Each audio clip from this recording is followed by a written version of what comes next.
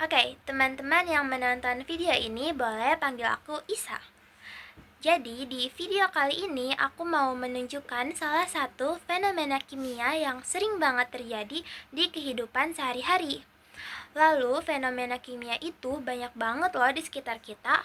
Mungkin aktivitas atau kegiatan yang pernah atau sering teman-teman lakukan juga termasuk atau berhubungan dengan kimia. Nah, kalau begitu, apa yang akan aku lakukan di video kali ini? Mari kita lihat sama-sama. Coba deh, pernah gak kalian lihat es batu yang dikasih garam jadi lebih cepat mencair? Nah, ternyata itu bukan sulap loh, tapi ada penjelasan kimianya. Yuk kita lihat. Sekarang aku mau membuktikan kalau garam bisa membuat es batu mencair lebih cepat. Alat dan bahan yang aku pakai tidak terlalu banyak, diantaranya ada 2 mangkuk, garam dapur, es batu, dan stopwatch. Di sini aku memakai 2 mangkuk untuk memisahkan dan membedakan antara es batu yang ditaburkan garam dengan es batu yang tidak ditaburkan garam. Di tiap mangkuk, aku menaruh es batu dengan jumlah yang sama, yaitu 3, dan di salah satu mangkuknya aku taburi garam.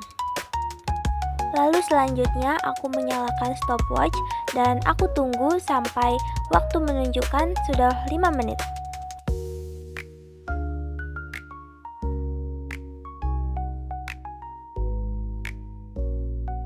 Nah, sudah selesai. Bisa teman-teman lihat di 2 mangkuk yang berbeda ini, bentuk es batu dan cairannya juga berbeda. Mangkuk yang ditaburi garam, bentuk es batunya agak berantakan dan cairannya lebih banyak daripada yang tidak ditaburi garam. Jadi, yang aku bilang sebelumnya sudah terbuktikan. Gimana menurut kalian? Sebelum aku menjelaskan kenapa fenomena tersebut bisa terjadi dan apa hubungannya dengan kimia, aku akan menjelaskan terlebih dahulu tentang apa itu zat terlarut dan pelarut, juga partikel. Apalagi buat teman-teman yang belum familiar sama kata-kata tersebut. Yang pertama adalah zat. Zat itu adalah istilah umum untuk segala sesuatu yang mempunyai massa dan menempati ruang.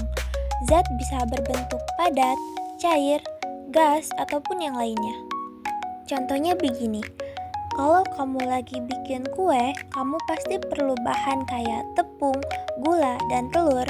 Nah, bahan-bahan tersebut termasuk bahan dasar. Sama seperti zat itu bahan dasar untuk membentuk segala hal di dalam dunia kimia. Yang kedua adalah zat terlarut dan pelarut. Zat terlarut. Zat terlarut itu adalah benda yang dicampurkan dan hilang di dalam cairan. Sedangkan zat pelarut itu kebalikannya, yaitu cairan yang melarutkan zat lain. Agar teman-teman paham, aku akan memberikan satu contoh, yaitu teh manis. Jadi ada gula dan air. Nah, gula sebagai zat terlarut, kenapa? Karena begitu diaduk, gula menghilang dan menyatu sama air. Tapi rasanya tetap manis. Artinya gula gak beneran hilang, cuma tersebar jadi sangat kecil sampai tidak terlihat. Lalu air. Air adalah pelarutnya. Kenapa?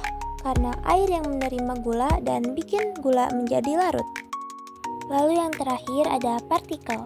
Partikel itu sebenarnya cuma kata lain dari bagian paling kecil dari suatu zat. Bisa berupa atom atau molekul. Contohnya kayak pasir di pantai. Kalau kamu lihat dari jauh kelihatannya kayak satu hamparan besar, padahal isinya ribuan butiran kecil. Oke, sekarang teman-teman sudah paham kan? Kalau begitu, ayo kita lanjut ke penjelasan yang sebenarnya. Jadi, alasan es batu lebih cepat mencair ketika ditaburi garam adalah karena di dalam kimia ada yang namanya sifat koligatif larutan. Sifat koligatif itu artinya sifat suatu larutan yang tergantung dengan jumlah partikel zat terlarut, bukan jenis zatnya. Jadi, kalau kita larutkan sesuatu ke air, entah itu garam, gula, atau zat lainnya, sifat fisik air bakal berubah, seperti titik didih, tekanan uap, atau titik beku. Nah, salah satu contoh sifat koligatif itu adalah penurunan titik beku. Apa itu titik beku? Titik beku itu adalah suhu saat air mulai membeku menjadi es. Lalu, air murni biasanya membeku di suhu 0 derajat Celcius.